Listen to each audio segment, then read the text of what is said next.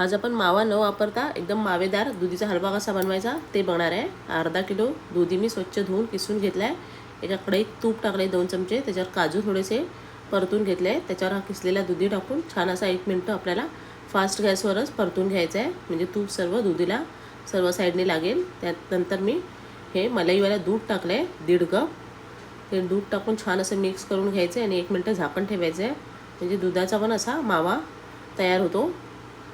छान असा उकळी आले त्यात मी हे माव्याचे पेढे टाकते, कारण मी यावेळेला मावा नाही आणलाय, पेढे वापरते। साखर टाकले चवीनुसार। त्यात हे माव्याचे पेढे टाकणार आहे मी आणि 1 मिनिट झाकून ठेवणार आहे, म्हणजे सर्व माव्याचे पेढे आपले त्यात मिक्स होतील। आणि छान असं सुकवून घेतलाय हलवा, छान असा दाणेदार झालाय आपला हलवा।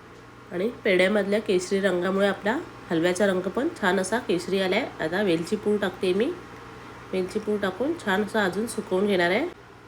अजून 5 मिनिटं मी बारीक गॅसवर सुकवून घेतलंय त्याला। छान असा दाणेदार आपला दुधीचा हलवा रेडी आहे। या श्रावणी सोमवार शनिवार उपवासाला नक्की बनवून बघा।